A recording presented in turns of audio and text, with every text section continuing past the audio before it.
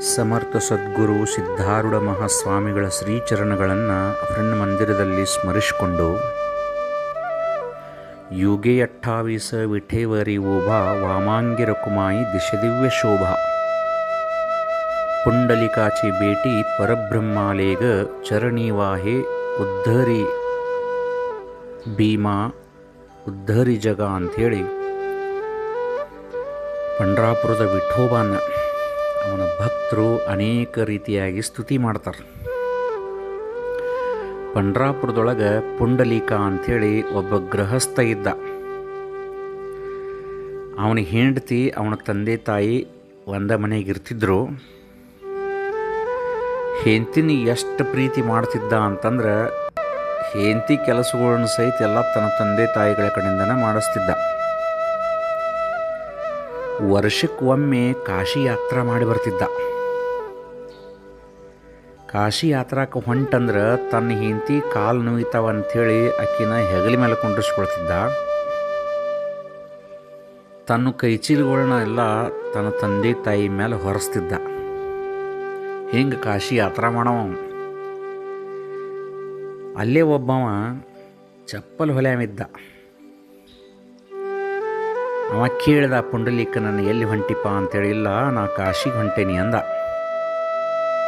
ಒಂದು ದುಡ್ಡ ಆ ಚಪ್ಪಲ್ ಹೊಲೆಯವ ಅವನ ಕೈಯಾಗ ಕೊಟ್ಟಂತ. ಇದನ್ನು ಓದ ಗಂಗಾ ನದಿಗೆ ಅರ್ಪಣೆ ಮಾಡಪ್ಪ ನನ್ನ ಹೆಸರಿನಿಂದ ಅಂಥೇಳಿ. ಆತಂಥೇಳಿ ಅದನ್ನು ಕಿಶೆದಾಗ ಇಟ್ಕೊಂಡ ಕಾಶಿಗೆ ಹೋದ. ಗಂಗಾ ನದಿ ಸ್ನಾನ ಮುಗಿಸಿದ. ಆವಾಗ ತನ್ನ ಕಿಶೆದೊಳಗೆ ಆ ಚಪ್ಪಲ ಹೊಲಿಯುವಂಥ ಮನುಷ್ಯ ಕೊಟ್ಟಿರುವಂಥ ದುಡ್ಡಿತ್ತು. ಅದನ್ನು ತೊಗೊಂಬಂದು ಗಂಗಾ ನದಿಯೊಳಗೆ ಹಾಕಾಕತ್ತಾನ. ಆ ಗಂಗೆ ಒಳಗೆ ಅದನ್ನು ಹಾಕಿದ ಕೂಡಲೇ ಸಾಕ್ಷಾತ್ ಗಂಗೆ ಕೈ ಮ್ಯಾಲೆ ಬಂದು ಅಂತ. ಆಕೆ ಏನು ಮಾಡಿದ್ಲು ಅಂತಂದ್ರೆ, ಇದನ್ನು ಓದು ಅವಾಗ ಕೊಡಪ್ಪ ಅಂಥೇಳಿ ತನ್ನ ಕೈ ಒಳಗಿಂದ ವಜ್ರದ ಬಳಿಯನ್ನು ತೆಗೆದುಕೊಟ್ಲಂತ.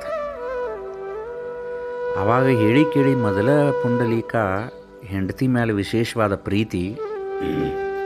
ಹೇಂತಂದ್ಲು, ಅವ ಇರೋದು ಪಂಡ್ರಪುರದಾಗ, ನಾವಿರೋದು ಕಾಶಿ ಒಳಗೆ. ನಮಗೆ ವಜ್ರದ ಬಳಿ ಕೊಟ್ಟಿದ್ದ. ಅವಾಗೇನು ಗೊತ್ತಾಕತ್ತೆ, ನಾನೇ ಇಟ್ಕೋತಾನೆ ಅಂಥೇಳಿ ತಾನೇ ಇಟ್ಕೊಂಡ್ಬಿಟ್ಲ. ಅದನ್ನು ಕೊಟ್ಟುಬಿಟ್ಟ ಹೆಂಡತಿಗೆ. ಆಕಿ ತಾವೊಬ್ಬಕ್ಕೆ ಸುಮ್ಮನೆ ಇಟ್ಕೊಳ್ಳೋದು ಬಿಟ್ಟು ಅದನ್ನು ಹಾಕ್ಕೊಂಡು ಊರಾಗ ಅಡ್ಡಾಡಕತ್ಲಂತ. ಆವಾಗ ಆ ಬಳಿ ಮ್ಯಾಲೆ ರಾಣಿ ಕಣ್ಣು ಬಿತ್ತಂತ. ಪಂಡ್ರಾಪುರದ ರಾಣಿ ಕಣ್ಣು ಬಿತ್ತು. ಆವಾಗ ಆ ಬಳಿ ನನಗೆ ಬೇಕಂತ ಹಠ ಹಿಡಿದ್ಲು. ಆವಾಗ ರಾಜ ಕರೆಸಿ ಆ ಬಳಿ ಇಸ್ಕೊಂಡಂತ. ಆಕೆ ಅಂದ್ಲು, ಇನ್ನೊಂದು ಇಂಥ ಬಳಿ ಬೇಕು.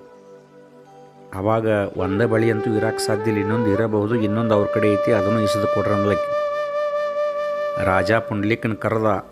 ನಾಳೆ ಮಠ ಇನ್ನೊಂದು ಬಳಿ ತಂದು ಕೊಟ್ಟು ಸರಳ ಆತು, ಇಲ್ಲಾಂದ್ರೆ ನಿನಗೆ ಮರಣದಂಡನೆ ಮಾಡ್ತಾನೆ ಅಂತ ಹೇಳ್ದ. ಆವಾಗ ತಾ ಮಾಡಿದ ತಪ್ಪಿನ ಅರಿವು ಆತವಾಗ. ಆವಾಗ ಮತ್ತೆ ಸೀದಾ ಎಲ್ಲಿ ಹೋದಂದ್ರೆ ಚಪ್ಪಲ್ ಹೊಲೆಯವನಂತೆ ಹೋದ.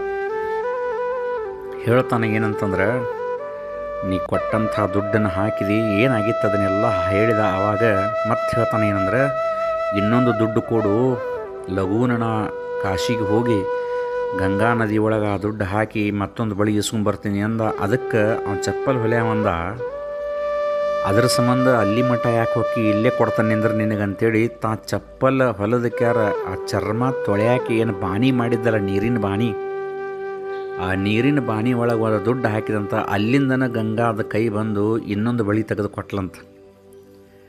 ಅದನ್ನು ತೊಗೊಂಡು ಹೋಗಿ ರಾಜಾಗ ಕೊಟ್ಟ. ರಾಜ ಎರಡನ್ನೂ ಜೋಡಿಸಿ ನೋಡಕತ್ತಾನ. ಎರಡೂ ಮಾಯ ಆಗಿಬಿಟ್ಟು ಅಂತ. ರಾಜಾಗ ಗೊತ್ತಾತು, ಇದೇನೋ ಒಂದು ದೈವ ಶಕ್ತಿ ಐತೆ ಅಂತೇಳಿ ಅವನು ಸುಮ್ಮನೆ ಬಿಟ್ಟರು. ಇವನು ಸೀದಾ ಎಲ್ಲಿ ಬಂದಂದ್ರೆ ಚಪ್ಪಲ್ ಹೊಲೆಯವನ ಕಡೆ ಬಂದ.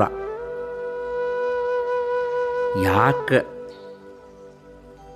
ಈ ಶಕ್ತಿ ನಿನಗೆ ಬಂತು? ನೀ ನೋಡಿದ್ರೆ ಚಪ್ಪಲ್ ಹೊಲಿತಿ, ಎಂದೂ ನೀ ಎಲ್ಲಿ ಹೋಗಿದ್ದು ನೋಡಿಲ್ಲ, ಪೂಜೆ ಮಾಡಿದ್ದು ನೋಡಿಲ್ಲ ಅಂದ. ಅವಾಗ ಅವನು ಹೇಳಿದ ಏನಂದ್ರೆ, ನನ್ನ ಮನೆ ಒಳಗೆ ನನ್ನ ತಂದೆ ತಾಯಿ ಇದಾರಲ್ಲ, ಅವ್ರನ್ನ ಭಾಳ ಪ್ರೀತಿಯಿಂದ ನೋಡ್ಕೋತನಪ್ಪ, ಅದನ್ನು ಬಿಟ್ಟು ನಾ ಬೇರೆ ಏನೂ ಪುಣ್ಯದ ಕೆಲಸ ಮಾಡಿಲ್ಲ ಅಂತ ಹೇಳಿದ. ಆವಾಗ ಸತ್ಯದ ಅರಿವು ಆಗಿ ತನ್ನ ಹೆಂಡತಿದ ಉಸಾಬರಿ ಬಿಟ್ಟ ತಂದೆ ತಾಯಿ ಸೇವಾ ಎಷ್ಟು ಮಾಡಿದ ಪುಂಡಲೀಕ ಅಂದ್ರೆ, ಅವನ ಸೇವಾಕ್ಕೆ ಮೆಚ್ಚಿ ಸಾಕ್ಷಾತ್ ರಂಗನನ್ನು ಪೂಜೆ ಮಾಡ್ತಿದ್ದ. ಕೃಷ್ಣನನ್ನು ಪೂಜೆ ಮಾಡ್ತಿದ್ದ ಪುಂಡಲೀಕ. ಅದಕ್ಕೆ ಆ ವೈಕುಂಠವನ್ನು ಬಿಟ್ಟು ಸಾಕ್ಷಾತ್ ವಿಷ್ಣುವನ ಅವನ ಹಿಂದೆ ಬಂದು ನಿಂತಿದ್ದಂತ. ಇವ ತನ್ನ ತಂದೆ ತಾಯಿಗೆ ಏನು ಮಾಡಕತ್ತಿದ್ದ ಅಂದ್ರೆ, ಇಬ್ಬರನ್ನು ತೊಡಿ ಮೇಲೆ ತೊಗೊಂಡು ಮಲ್ಕೊಂಡಿದ್ದ ತಲೆ ಮ್ಯಾಲೆ ಅವನ ತೊಡಿ ಮೇಲೆ ಇಬ್ಬರು ತಲೆ ಇಟ್ಟು ಮಲ್ಕೊಂಡಿದ್ರು ತಂದೆ ತಾಯಿ. ಅವಾಗ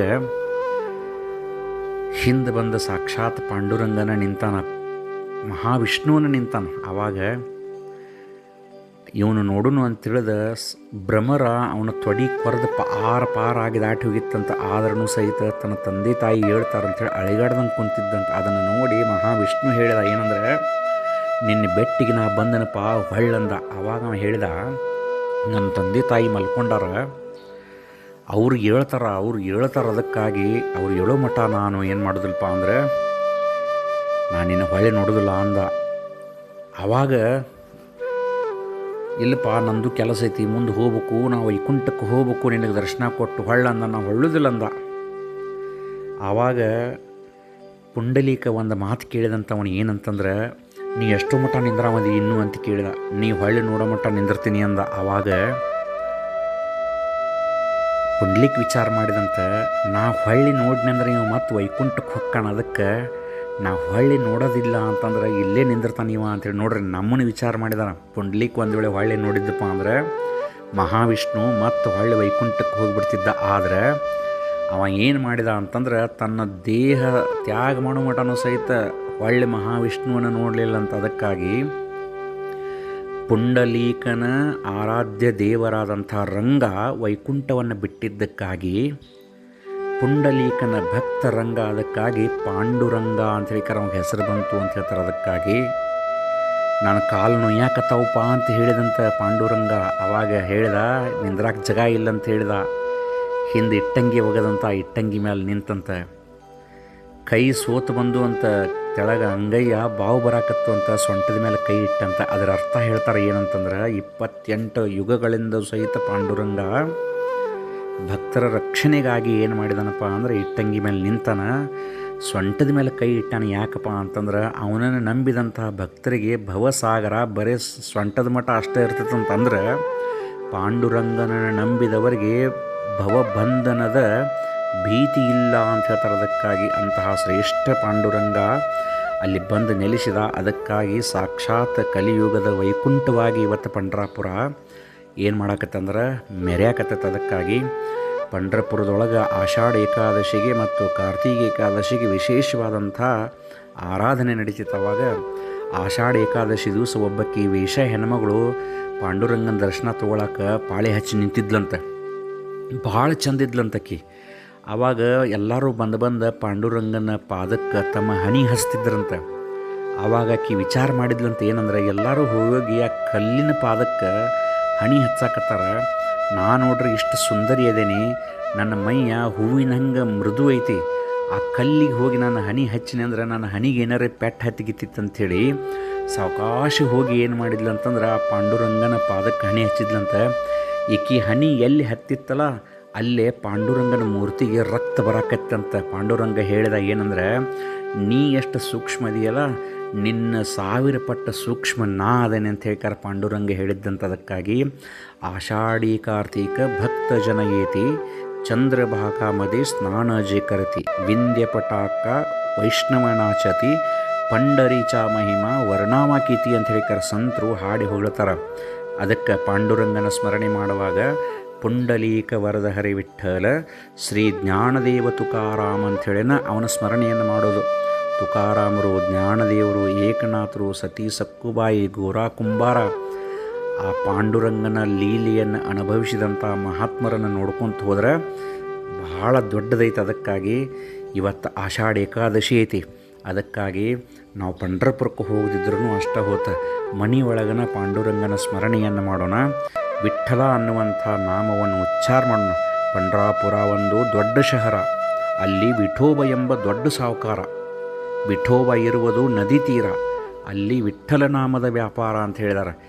ಯಾವ ಗಟ್ಟಿ ಅದನೋ ಅವ ನಾದ ಬ್ರಹ್ಮ ಅಂತೇಳಿ ಕರೆಸ್ಕೊಂಡ್ರೆ ಪಾಂಡುರಂಗನನ್ನು ನಾದ ಬ್ರಹ್ಮ ಅಂಥೇಳಿ ಕರೆದಾರ. ಪಾಂಡುರಂಗನ ಒಂದು ಅನುಗ್ರಹ ಆಗಬೇಕಂದ್ರೆ ನಾಮಸ್ಮರಣೆಯನ್ನು ಮಾಡಬೇಕು, ಭಜನೆಯನ್ನು ಮಾಡಬೇಕು. ಅಂತಹ ಪಾಂಡುರಂಗನ ದಿವ್ಯವಾದಂಥ ಆಶೀರ್ವಾದ ಇವತ್ತು ಆಷಾಢ ಏಕಾದಶಿ ದಿವಸ ನಮ್ಮೆಲ್ಲರಿಗೂ ಆಗಲಿ ಅಂಥೇಳಿ ಅವನ ಶ್ರೀಚರಣದೊಳಗೆ ವಿಶೇಷವಾದ ಪ್ರಾರ್ಥನೆಯನ್ನು